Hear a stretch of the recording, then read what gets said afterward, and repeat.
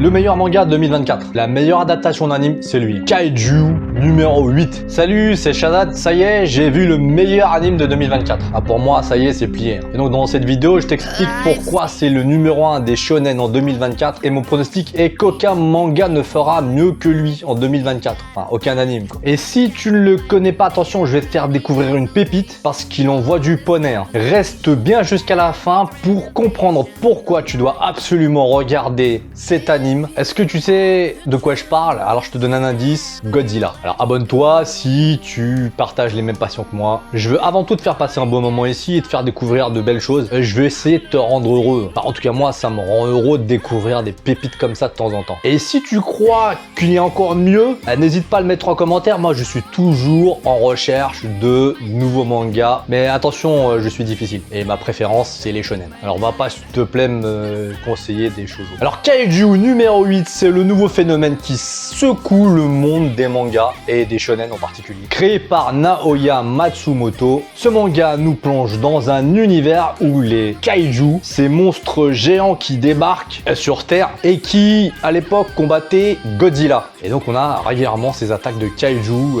au Japon. Mais cette fois, c'est différent, très différent. Et jusque-là, quand on lit le synopsis, on dit bon, c'est pas si original comme idée de manga et c'était un peu ma pensée. Parce que les kaiju, c'est quand même surexploité quand même comme concept. Et c'est là où j'ai été surpris. Alors déjà, le héros, Kafka Bino, est un simple nettoyeur de monstres. Oui, tu as bien entendu, il ne les combat pas, il les nettoie. Enfin, il nettoie les dégâts après les batailles avec ces monstres. Mais sa vie bascule le jour où il devient lui-même un kaiju. Alors là, encore pire. Là, moi, j'avais arrêté le manga parce que je croyais que c'était encore un énième manga du type je me réincarne en... je me réincarne en slime, je me réincarne en wok. Bon, celui-là, le dernier, il n'existe pas, mais je crois que c'est celui dont j'aimerais le moins être le héros. Surtout avec ce qui se passe en ce moment. On trêve de bêtises. En tout cas, Kafka Ibino n'est pas un héros comme les autres. C'est un anti-héros avec une double vie entre vie humaine et vie de kaiju. Et c'est là que tout devient palpitant. Alors pourquoi c'est le meilleur manga de 2024 pour moi? Voici 3 raisons qui vont te convaincre. Un scénario original et captivant. Alors si l'idée des kaiju ne donne pas vraiment envie en fait parce que bon,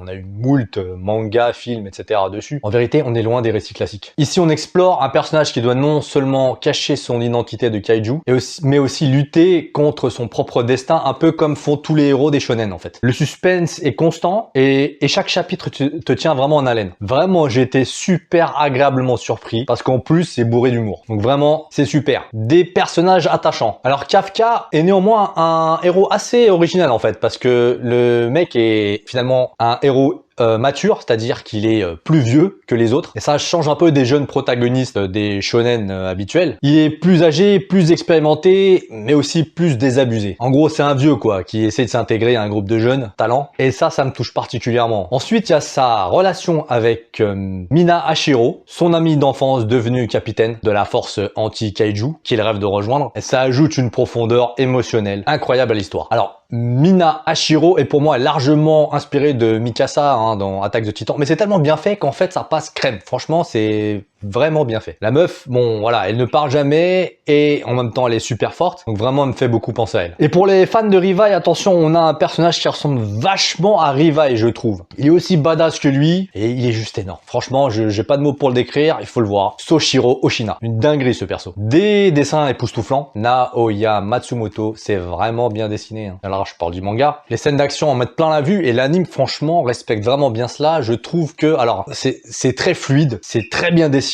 et franchement les apparitions du kaiju, les scènes de combat avec les kaiju sont énormes. Les combats sont dynamiques, les designs des kaiju sont terrifiants et fascinants à la fois et les expressions des personnages sont d'une intensité rare, presque du niveau de Attaque de Titan parfois. Et pour moi elle en devient l'héritier pratiquement. Et j'avais peur de ne plus retrouver de manga aussi bien que Shingeki no Kyojin. Eh ben ça soulage d'être tombé sur Kaiju numéro 8. Alors depuis sa sortie, Kaiju numéro 8 a eu un succès phénoménal. le manga. Il avait dépassé les attentes en termes de vente. Il a même gagné plusieurs prix. Donc le manga a déjà une base de fans solide et qui ne va cesser de grandir, notamment avec l'anime. Alors j'ai oublié de le dire, j'aurais dû commencer par là. L'opening est vraiment super. J'adore l'opening, il est énorme, que ce soit graphiquement ou l'OST ou la bande originale. Et ça c'est pour moi super important, le premier opening d'un manga qu'on découvre, parce que c'est là où vraiment tu gagnes ou pas le max de fans. Et franchement, Kaiju, encore une fois, tape dans le mille. En conclusion, Kaiju numéro 8 pour moi est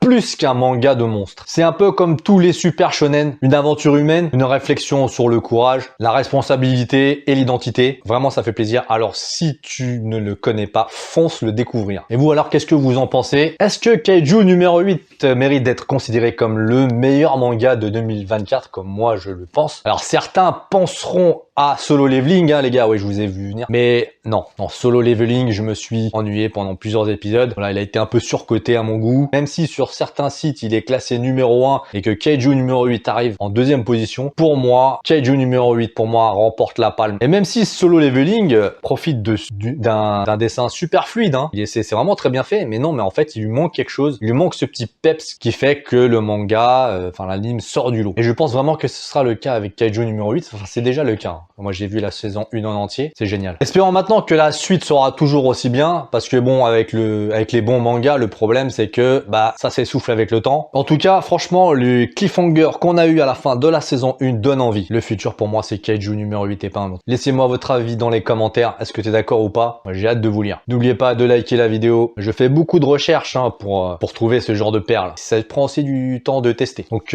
si tu es content, je te prierai de me mettre un pouce bleu, de t'abonner à la chaîne pour que je te fasse découvrir toujours plus de perles de ce genre. Merci d'avoir regardé et à très vite pour de prochaines vidéos. Ciao!